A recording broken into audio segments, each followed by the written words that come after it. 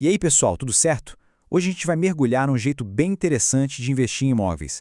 Sabe aquele mercado que sempre pareceu coisa de milionário? Pois é, por muito tempo foi um clube bem fechado mesmo. Mas a gente vai ver como é que isso está mudando, e mudando rápido. A grande questão é essa, né?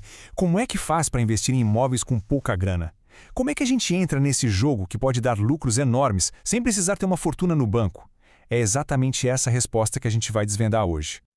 Então, para a gente entender como as coisas funcionam hoje, vamos dar um pulinho no passado. Pensa só, antigamente, para levantar um shopping, um prédio de apartamentos, o dinheiro para essas obras gigantescas vinha de um lugar bem específico. E o acesso, olha, era super restrito. Um verdadeiro clube do bolinha, sabe? O cenário era basicamente esse, ó. A construtora precisava de uma grana preta para começar a obra. Aí o que ela fazia? Batia na porta de uns poucos investidores, gente com muita grana mesmo, que emprestavam, sei lá, 5, 10 milhões de reais. E no final da história, esses caras recebiam o dinheiro de volta com juros absurdos, coisa de 18, 20, 22%. Ou seja, era um mercado para poucos, só para quem já tinha muito, mas muito capital. Só que, felizmente, esse jogo virou. O mercado financeiro evoluiu e trouxe uma inovação que, olha, está literalmente derrubando os muros desse clube. Está democratizando o acesso ao famoso tijolo. É aí que entra a grande sacada, o investimento coletivo.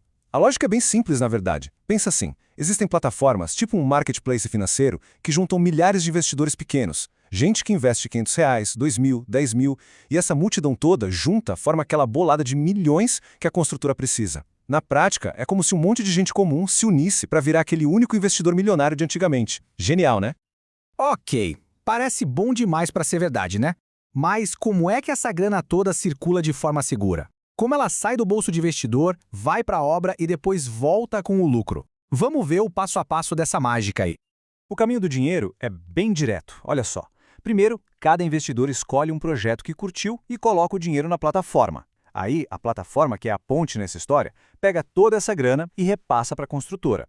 Com o dinheiro na mão, a construtora vai lá e faz a obra acontecer. Quando o prazo combinado acaba, a construtora paga de volta para a plataforma o valor com os juros e a plataforma distribui certinho para cada investidor. Simples assim. Aí alguém pode se perguntar, ué, mas por que a construtora não pega essa grana no banco, que é o tradicional? A resposta está em duas palavrinhas: custo e burocracia.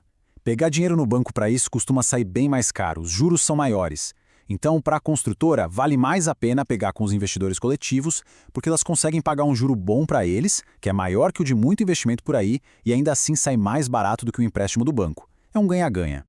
Até aqui, tudo parece ótimo, né? Uma super oportunidade. Mas, como em todo e qualquer investimento, a gente precisa olhar o outro lado da moeda. A gente precisa falar de risco. Então, vamos mergulhar agora na parte mais importante, a relação entre risco e recompensa. E aqui está o pulo do gato. Quando a gente investe num CDB, por exemplo, existe uma coisa chamada FGC, o Fundo Garantidor de Créditos. É tipo um seguro para o dinheiro, até um certo valor. É uma segurança a mais. Já o investimento coletivo imobiliário, ele não tem essa proteção do FGC. E é exatamente por isso, por não ter essa rede de segurança, que ele precisa oferecer um prêmio, uma rentabilidade bem maior. Senão ninguém ia querer, certo? Essa frase resume uma lei básica do mundo dos investimentos, que é a do prêmio de risco. Funciona assim: para buscar uma rentabilidade maior, é preciso estar disposto a correr um risco um pouco maior. Pensa bem, não faria sentido nenhum investir em algo sem a garantia do FGC se fosse para ganhar a mesma coisa que um produto que tem essa garantia, né? Esse a mais que se pode ganhar é justamente a recompensa por topar correr esse risco. Tá, mas na prática, qual o tamanho desse risco? Bom, segundo os dados da Inco, que é a maior plataforma desse tipo no Brasil, o histórico deles mostra que cerca de 3% dos projetos tiveram algum tipo de problema ou atraso. Olhando por outro lado, isso significa que 97% dos projetos correram bem. Esse número ajuda a gente a ter uma noção mais clara, a colocar o risco em perspectiva, né? E claro, as plataformas não ficam paradas esperando o problema acontecer. Elas trabalham para diminuir esse risco. Como? Primeiro, com uma análise de crédito super rigorosa. Elas fazem um pente fino nas construtoras para só aprovar quem tem saúde financeira e um bom histórico. Segundo, elas exigem garantias de verdade, como imóveis da empresa ou até o patrimônio pessoal dos sócios. E terceiro, e talvez o mais importante para quem investe, é a diversificação. Não precisa colocar todo o dinheiro num projeto só. É possível picar em pedacinhos e investir em vários projetos diferentes. Se um der problema, os outros compensam.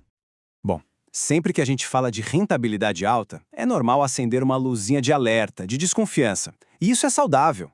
Então, vamos encarar de frente agora os maiores mitos, as maiores dúvidas que o pessoal tem sobre esse tipo de investimento.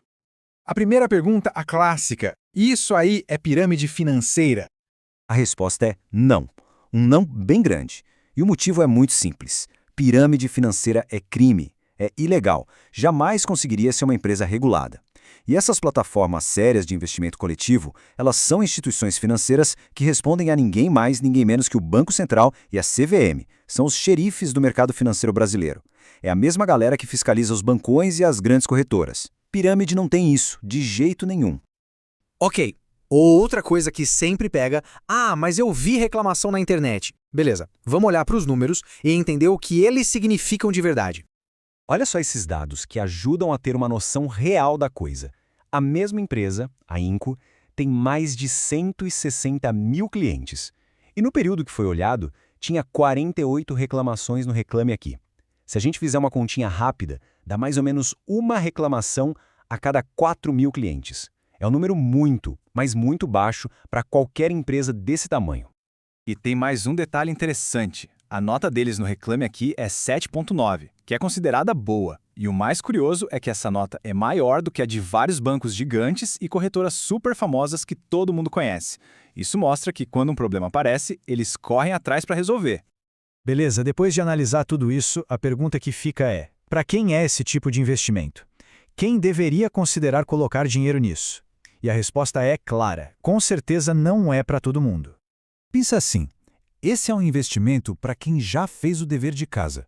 É para aquela pessoa que, primeiro, já tem a sua reserva de emergência montadinha. Segundo, que já investe na renda fixa tradicional, mais segura, tipo Tesouro Direto, CDB.